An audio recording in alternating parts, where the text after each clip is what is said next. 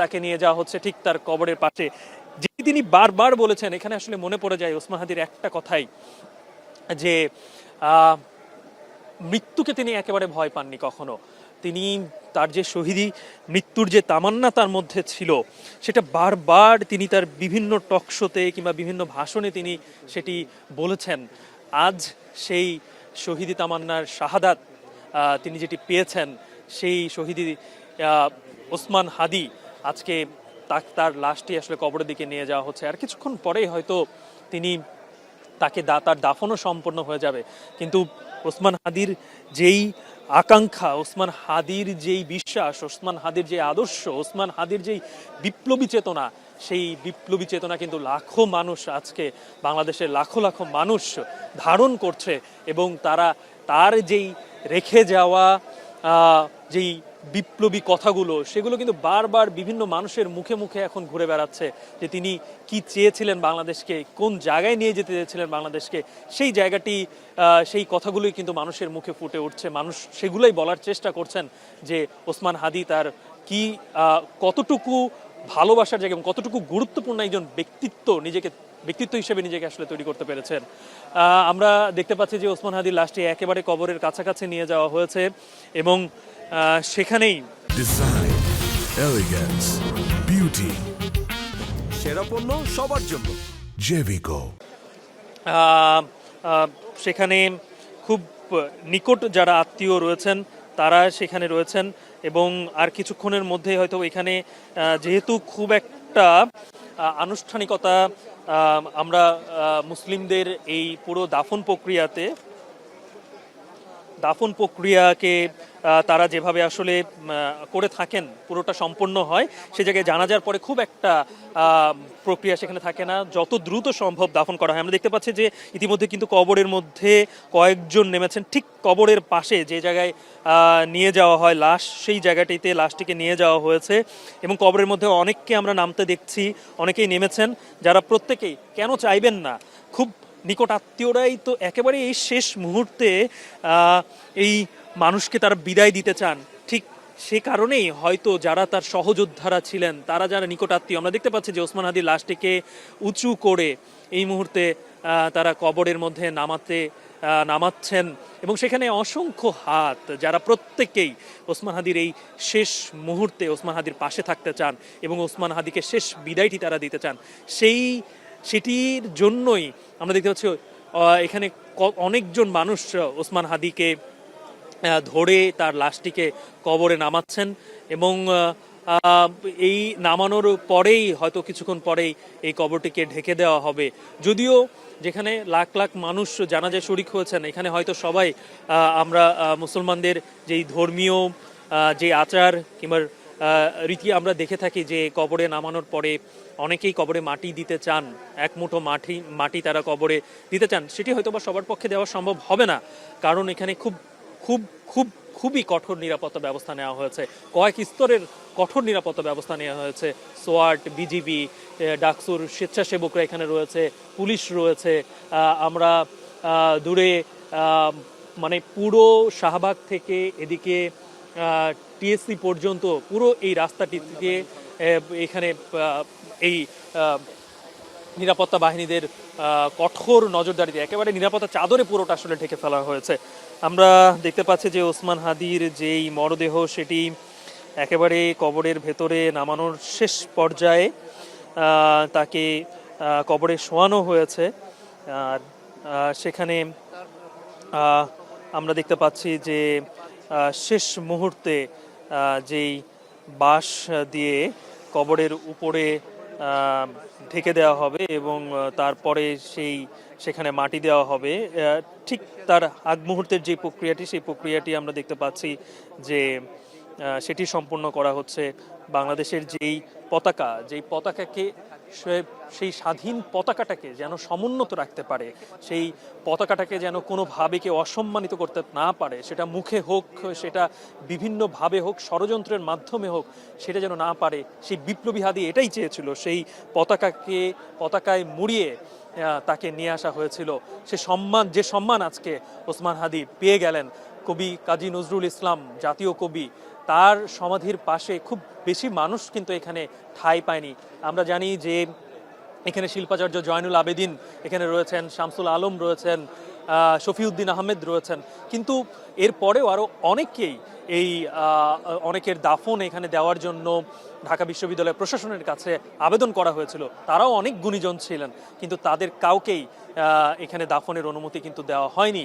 কিন্তু ওসমান হাদি, বিপ্লবী ওসমান হাদি, তিনি বাংলাদেশের কোটি মানুষের কাছে যেভাবে গিয়েছেন, তাকে তার সম্মান, প্রাপ্য সম্মান এবং রাষ্ট্রীয়ভাবে সর্বোচ্চ তাকে যে সম্মানটি দেওয়ার, সেটি আসলে রাষ্ট্র দেওয়ার চেষ্টা করছে।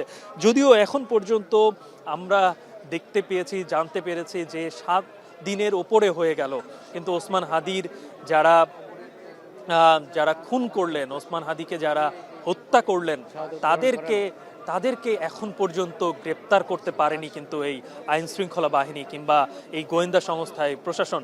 সেটি এই ওসমান হাদির যে জানাজা হচ্ছিল, সেখানেও ইনকিলাব মঞ্চের নেতা জাবের তিনি কিন্তু স্পষ্টভাবে সেই বিষয়টি কি তুলে ধরেছেন যে কেন এতদিন, এবং শুধু জাবের নয়, ওসমান হাদির বড় ভাই তিনিও কিন্তু এই দাবি জানিয়েছেন যে তিনি আর কোনো কিচ্ছু চান না, কোনো দাবি, তার যে পরিবার, আজকে পুরো পরিবার ভেঙে পড়েছে, 6 ভাই বোনের মধ্যে ওসমান হাদি সবার ছোট, আর সেই ভাইকে তারা হারিয়েছেন, কিন্তু তারা আর কোনো কিছুই তারা চান না। তারা চান ওসমান হাদিকে যারা হত্যা করেছেন তাদের বিচার যেন এই বাংলাদেশের মাটিতে হয়।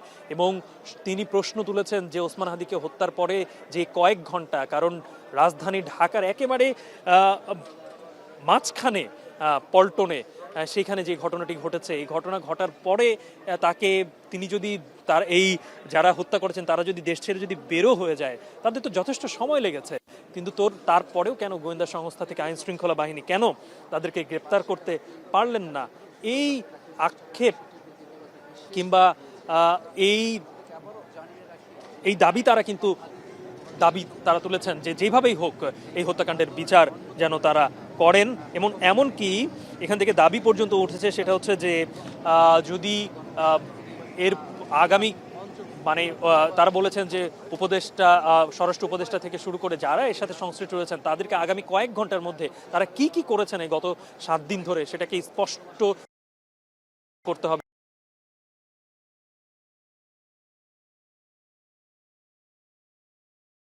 কিন্তু এই ইনকিলাব মঞ্চ থেকে এসেছে, অর্থাৎ এমনকি আমরা গতকালকে দেখেছি যে ইনকিলাব মঞ্চ থেকেও বলা হয়েছে, কিংবা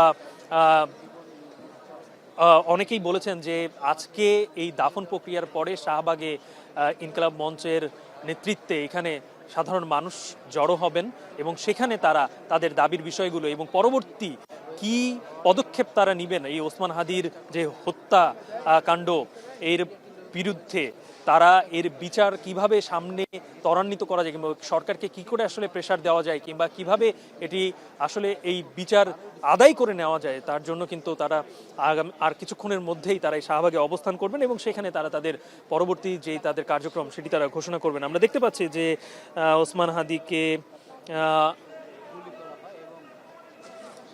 আমরা ভেতর থেকে মাইকে শুনতে পাচ্ছি যে এই শেষ মুহূর্তে যখন আসলে লাশ কবরে নামানো হয় এবং লাশকে যখন দাফন করানো হয়, সে সময় যেই প্রক্রিয়াটি চলে, আমাদের ইসলাম ধর্মের যেই নিয়ম, সেই নিয়ম অনুযায়ী দোয়া পড়া হয়, সেই প্রক্রিয়াটি আসলে চলছে। আমরা দেখতে পাচ্ছি যে মাইকে সেটি আসলে আমরা শুনতে পাচ্ছি যে যেই দোয়া কিংবা যে প্রক্রিয়াটি মানা হয় সেটি আসলে মানা হচ্ছে এবং সেই দোয়া করা হচ্ছে। খুব সীমিত সংখ্যক মানুষ ভেতরে প্রবেশ করতে পেরেছেন। একেবারে ঠিক জাতীয় কবির ঠিক পাশে, বাম পাশে কিছু জায়গা ছিল, সেই জায়গাটিতে ওসমান হাদিকে দাফন করা হচ্ছে এবং ওসমান হাদি সারাটি জীবন, তো ওসমান হাদির এই বিপ্লবী জীবনটি, 1.5 বছরের জীবন, আমরা সেটি আসলে দেখতে পেয়েছি বিভিন্ন টক শোতে কিংবা বিভিন্ন জায়গায়। তিনি এই পুরো যে জায়গাটিতে দাঁড়িয়ে আমি এখন কথা বলছি, ঠিক জাতীয় কবির সমাধির ঠিক সামনের যে রাস্তাটি, শাহবাগ পিএসসির যে পথটি, এই পথে অসংখ্যবার এই ওসমান হাদি হেঁটে গেছেন। তিনি তার অসংখ্যবার তিনি মিছিল নিয়ে, তার বিপ্লবী মিছিল নিয়ে, তার বিপ্লবী কণ্ঠের গর্জনে তিনি বিভিন্ন স্লোগান দিতে দিতে এই রাস্তা দিয়ে তিনি হেঁটে গেছেন এবং তিনি বাংলাদেশ বাংলাদেশের সার্বভৌমত্ব রক্ষার যেই দৃঢ় প্রতিজ্ঞাবদ্ধ তিনি ছিলেন, সেটি কিন্তু তার বারবার তার সেই কণ্ঠে আমরা দেখতে পেয়েছি, উচ্চারিত হয়েছে। সেই জায়গাটি এবং একই সাথে তিনি তার যে তিনি তার শহীদি যেই তামান্না তার মধ্যে ছিল, তিনি মৃত্যুকে একেবারেই ভয় পেতেন না। তিনি বিভিন্ন সময় তার বিভিন্ন বক্তব্য কিন্তু সামাজিক যোগাযোগ মাধ্যমে ভাইরাল হয়েছিল। আমরা দেখতে পেয়েছি যে তিনি বলেছিলেন যে তিনি কোনো হারাম টাকা খেয়ে তার শরীর এতটাই ফুলে যায়নি যে তার জন্য স্পেশাল কোনো কফিনের ব্যবস্থা করতে হবে, একটা সাধারণ কফিনেই হলেই তার চলবে।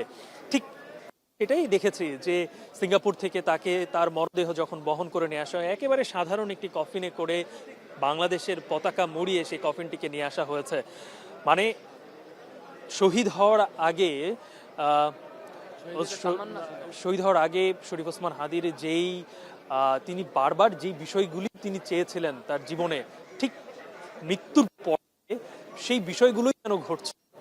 তিনি বলেছিলেন যে তার যে কবর সেটি কারণ আমরা বিভিন্ন সময় দেখেছি যে কবি কাজী নজরুল ইসলাম তার কবিতার মধ্যেও কিন্তু তিনি নিজেকে তার মৃত্যুর পরে তাকে যেন এমন জায়গায় কবর দেওয়া হয় তিনি যেন এই মসজিদের আজানের শব্দ যেন ভেসে আসে।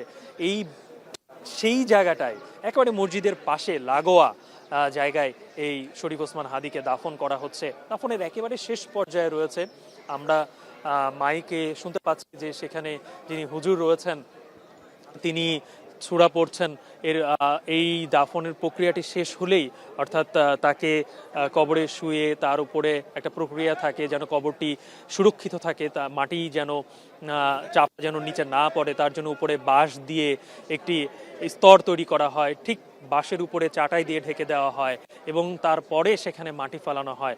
এই প্রক্রিয়াগুলো সম্পূর্ণ হওয়ার পরেই আমাদের ইসলাম ধর্মের এক রীতি অনুযায়ী সেখানে দোয়া হবে। দেওয়ার পরেই হয়তো সবাই সেখান থেকে সরেও আসবেন। এবং এই পুরো প্রক্রিয়াটি সম্পূর্ণ করার জন্য আমি আগেও বলেছিলাম যে এখন পর্যন্ত এখানে যে কঠোর নিরাপত্তা ব্যবস্থা নেওয়া হয়েছে সেটি কিন্তু কয়েক স্তরের নিরাপত্তা ব্যবস্থা আমরা দেখতে পাচ্ছি।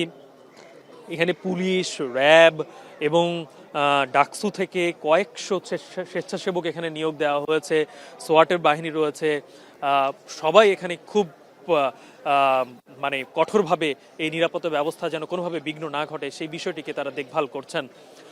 এবং একই সাথে এই পুরো প্রক্রিয়াটি খুব দ্রুততার সাথে যেন সম্পন্ন হয় সেই বিষয়টির দিকেও তারা তাগিদ রাখছেন বলে আমরা যতটুকু আমাদের